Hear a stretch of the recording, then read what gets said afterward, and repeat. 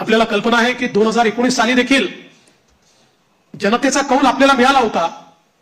दुर्दैवाने जनतेचा जो कौल होता तो हिसकावून घेण्यात आला आणि जनतेसोबत एक प्रकारे बेईमानी त्या काळामध्ये झाली.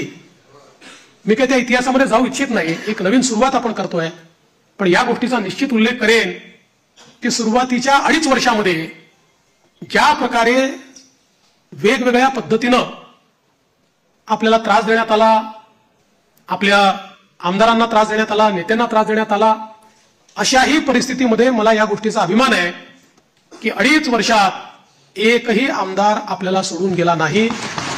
सगळे आमदार, सगळे नेते संघर्ष करत होते आणि त्या संघर्षामुळेच 2022 साली पुन्हा आपलं सरकार तयार झालं आणि त्यातूनच आज पुन्हा एकदा पूर्ण बहुमत आपल्या महायुतीला, प्रचंड बहुमत हे महायुतीला मिळालं आणि आपल्या भारतीय जनता पक्षाला 132 आणि आपल्या मित्रांसोबत 137 जागा, एक प्रकारचा इतिहास या महाराष्ट्रामध्ये लिहिला गेला. हा इतिहास मला असं वाटतं की अभूतपूर्व अशा प्रकारचा आहे.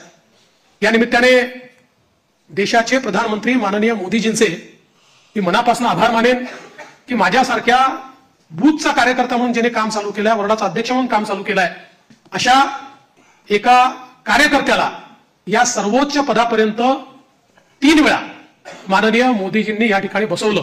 अर्थात त्यातला एकदा 72 तासा करताच होतो, पण तरी देखील टेक्निकली होतो.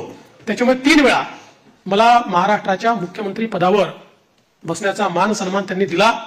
हा पक्ष ज्या प्रकारे त्यांच्या नेतृत्वात मोठा झाला त्यातूनच सामान्य कार्यकर्त्यांना वेगवेगळी त्या ठिकाणी पदं मिळाली, चांगली पदं मिळाली, आपल्याला काम करण्याची संधी मिळाली.